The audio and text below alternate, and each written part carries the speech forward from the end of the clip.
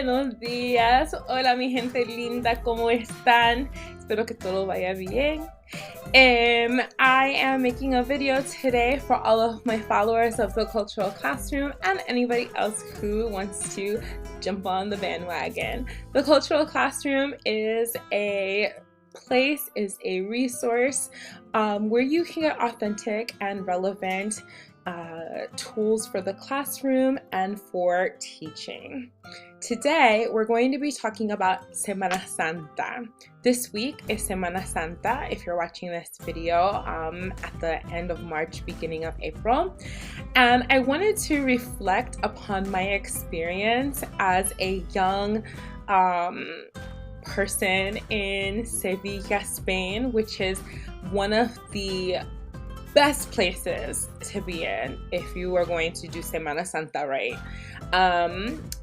They do it par excellence, or however you say it in French. They are just wonderful with their Semana Santa and the traditions that they've built up. So I just wanted to talk a little bit about my experience there, because it actually wasn't so traditional. I did not appreciate Semana Santa when I was 21.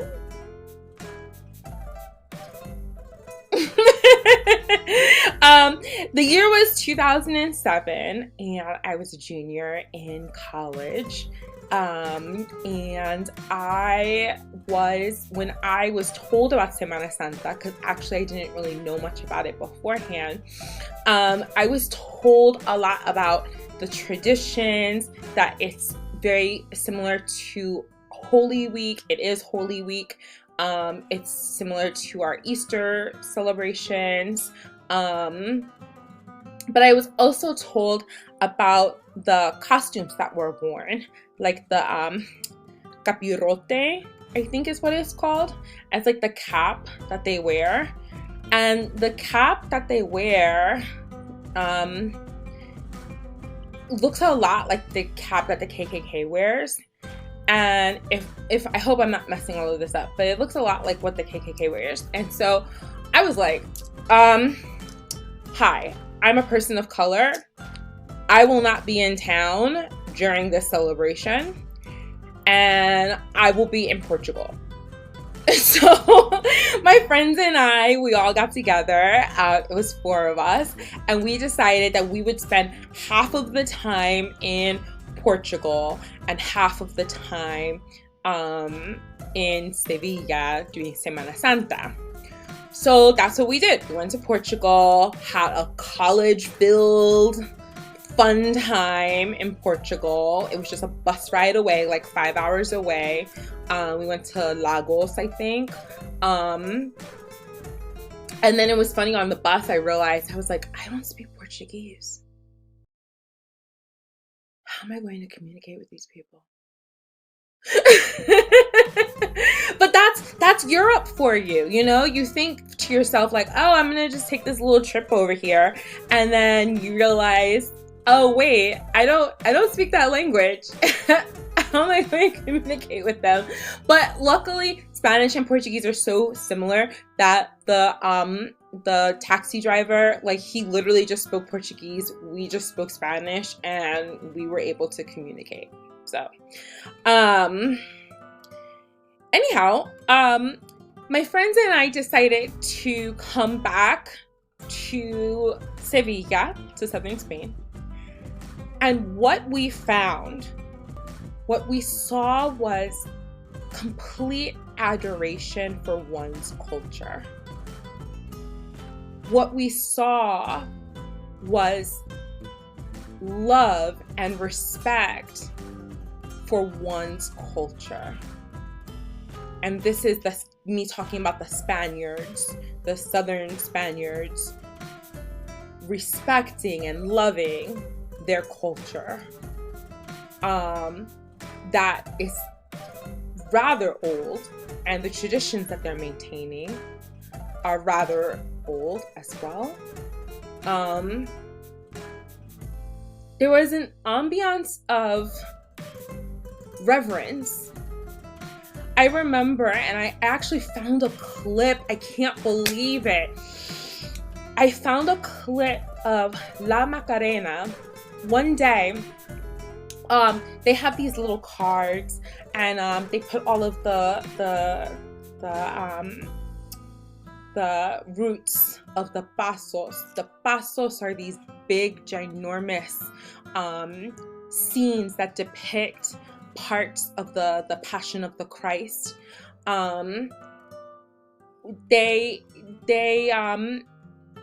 I decided to go on my own to see the entrance of, or the return of, La Macarena. La Macarena, I believe, is the patron saint of Sevilla. And I went there by myself and was in this huge crowd, una bulla, as they would say in Spain. And it was just beautiful.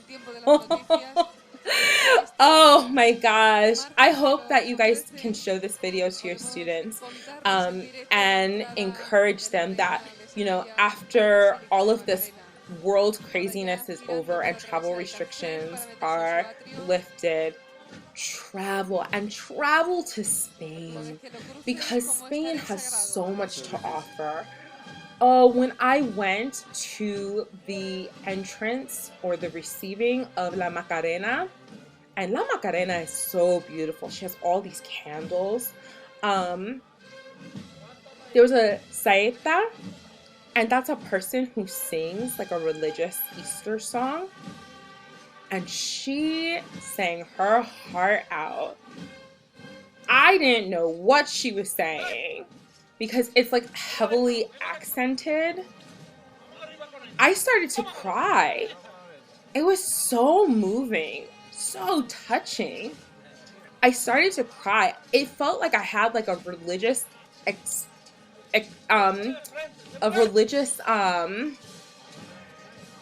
experience in that moment with all of these people.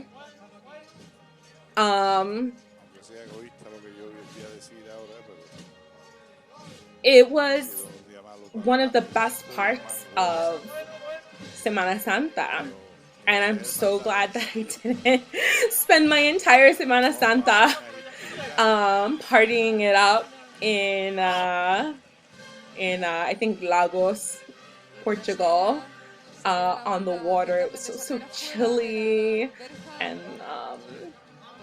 it was just like the temperature wasn't that great, but oh, in Sevilla it was just beautiful, and all the babies and children that were dressed up and celebrating and just continuing this tradition that was a part of their lives. And all the tourists, like, this is not a secret. People know about Semana Santa. And so it was just a really great experience. And I'm so glad that I was able to take part in it. And I hope that you can use this video with your students to kind of paint a picture of what Semana Santa is like for someone who's like fairly young, because at that time I was fairly young, although I don't actually know how old I was. Kind of sad. But anyhow, I'll be sure to put some links below to some stuff that I have that's related to Semana Santa. I'm coming out with a Semana Santa digital notebook and web quest.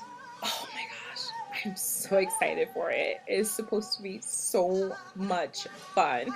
If it is anything like the Christmas one that I had or the Thanksgiving one that I had, then you are in. Students, teachers, you are in for a treat. So get ready. All right. I hope you guys have a wonderful, wonderful week, and besos. Ciao.